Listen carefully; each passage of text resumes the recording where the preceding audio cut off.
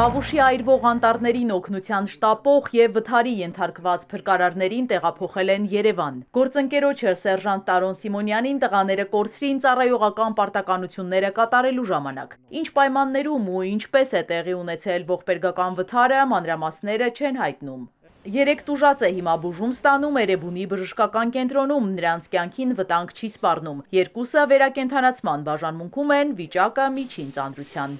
Մեկի մոտ հայտնաբերվել է կրծքավանդակի ծանր վնասվածք թոքի վնասվածքով, աջ ազդրի կոտրվածք,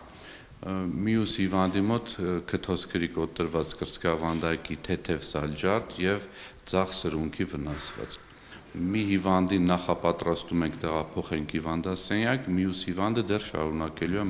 մնալ մեզ մոտ բուժման։ Մյուս փրկարարի վիճակը համեմատաբար կայուն է, նա նյարդավիրաբուժական բաժանմունքում է։ Օրվա կեսին նրանց տեսակցելու է գնացել ներքին գործերի նախարարը։ Տուժած 4-րդ փրկարարը մարզի բժշկական կենտրոնում է ապաքինվում։ Դիլիջանի ոլորանների և Լեռնային Հայաստան առողջարանի մոտակա հատվածների հրդեհները մեկուսացվել են, կրակը տներին չի հասել։ Բոլոր հատվածներում, որտեղ որ հրդեհները մարվել են, այդտեղ սահմանված է հերթապահություն, հերթապահում են թե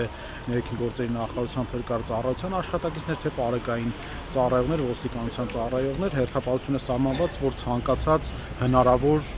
որևէ թեկուզ փոքր օջախով հրդեհի դեպքում արագ արձագանքում կազմակերպվի։ Հրդեհների հետ կապված իրավիճակը վերահսկելի է, ռեսուրսները, թե անձնակազմը, թե տեխնիկան այս պահին բավարար են և այլ երկրների օգնությանը դիմելու հարց չի քննարկվել, հայտնում են ներքին գործերի նախարարությունից։ Համացանցում կադրեր էին տարածվել, թե ինչպես են արջերը փախչում հրդեհվող անտառից։